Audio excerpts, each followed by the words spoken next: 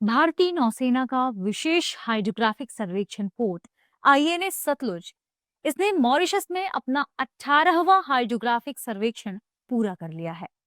इस लिहाज से हाइड्रोग्राफिक सर्वेक्षण चर्चा में आ गया है। साथ में भारतीय नौसेना का पोत आईएनएस सतलुज भी चर्चा में आ गया है। आइए इन्हें जानने और समझने की कोशिश करते हैं। करंट न्यूज में आपका स्वागत है। मैं हूं गीतांजलि। यह सर्वेक्षण मॉरिशस के समुद्री क्षेत्र की समझ को बेहतर बनाने में मदद करेगा। साथ में जो समुद्री सुरक्षा है उसमें सुधार करने की ओर एक बेहतर कदम माना जा रहा है।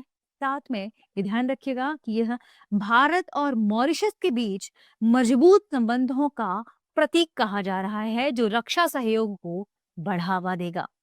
आइए जानते हैं कि इस खबर के मुख्य पहलू कौन से हैं और आईएनएस सतलुज क्या है, इसकी क्या खास विशेषताएं हैं। सबसे पहले ध्यान रखिएगा कि आईएनएस सतलुज खबर क्या है। आईएनएस सतलुज ने आईएनएस सतलुज ने भारत और मॉरिशस इनके बीच रक्षा सहयोग को बढ़ावा देने के लिए या बढ़ावा देने की ओर एक कदम अग्रसर किया। और इसमें आईएनएस सतलुज क्या कर रहा है, हाइड्रोग्राफिक सर्वेक्षण कहां पर, मॉरिशस पर कंप्लीट कर लिया है इसने। हाइड्रोग्राफिक सर्वेक्षण इसने मॉरिशस में कंप्लीट कर दिया है। तो देख लेते हैं आईएनएस सतलुज क्या है, इसकी खास विशेषताओं को। आईएनएस सतलुज, ठीक है, कहां पर है, भारतीय नौसेना, ठीक है, यह भारतीय नौसेना का एक उन्नत हाइड्रोग्राफिक सर्वेक्षण पोत है। भारतीय नौसेना का उन्नत हाइड्रोग्राफिक सर्वेक्षण पोत है। इसका निर्माण किसने किया है, इसका निर्माण किया है गोवा शिपयार्ड लिमिटेड ने, ठीक है। इसका निर्माण किसने किया है, गोवा शिपयार्ड लिमिटेड ने। इंपॉर्टेंट फैक्ट्स हैं, ये सारी चीजें आपको नोट करना है। इसे कमीशन कब किया गया था, इसे वर्ष 1993 में भारतीय नौसेना में कमीशन किया गया था। कब, वर्ष 1993 में भारतीय नौसेना में कमीशन किया गया था। यह कहां पर है अभी फिलहाल, तो यह दक्षिणी नौसेना कमान के कोच्चि में तैनात है। कहां पर, यह दक्षिणी नौसेना कमान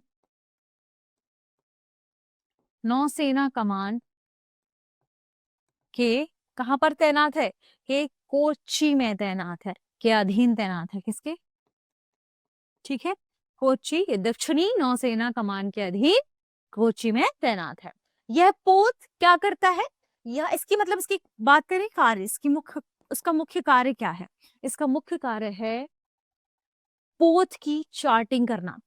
जो पोत है उसकी चार्टिंग यानी मैप तैयार करना, पोत की या समुद्र का मैप तैयार करना, पोत चार्टिंग करना, साथ में मानचित्रण तथा समुद्र विज्ञान के अनुसंधान से संबंधित कार्य, समुद्र विज्ञान के अनुसंधान के डिजाइन से संबंधित कार्य, ठीक है।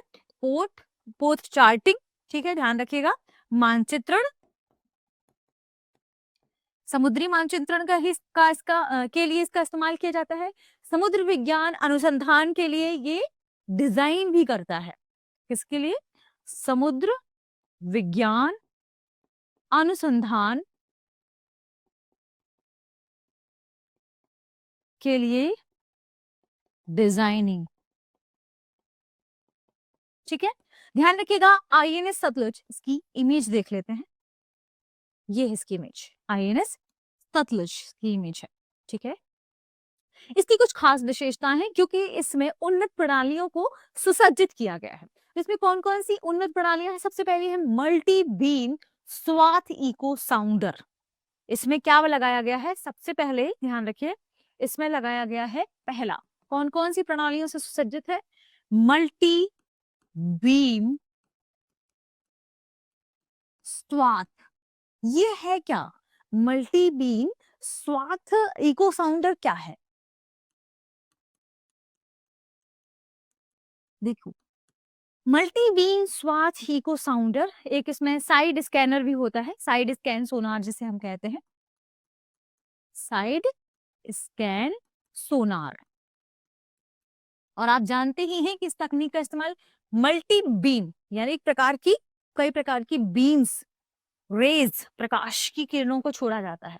तो मल्टी बीम स्वाथ इको साउंडर और साइड स्कैनर या स्कैन सोनार, इसका इस्तेमाल किया जाता है समुद्र तल की मानचित्रण के लिए। जो समुद्र का नीचे वाला हिस्सा है, तल है, समुद्र तल के मानचित्रण के लिए, समुद्र तल के मानचित्रण के लिए बहुत ही इंपॉर्टेंट तकनीक मानी जाती है। दूसरी तकनीक है इसमें जो सुसज्जित है वो है जीपीएस। जीपीएस एंड, आप ध्यान रखें कि जो मोशन सोनार होता है, जीपीएस एंड मोशन सोनार, ये क्या है? मोशन सोनार या जीपीएस का इस्तेमाल किया जाता है जो समुद्र है उसके सर्वेक्षण और नेविगेशन में सटीक स्थिति निर्धारण के लिए। तो सर्वेक्षण व नेविगेशन में सटीक सटीक स्थिति निर्धारण के लिए, स्थिति निर्धारण के लिए इसका इस्तेमाल किया जाता है। इसके अलावा एक और चीज इसमें है, हाई टेक्निक की बात करें तो समुद्री ग्रेविमीटर। क्या है? समुद्री ग्रेविमीटर। देखिए ये सारी तकनीक इंपॉर्टेंट है।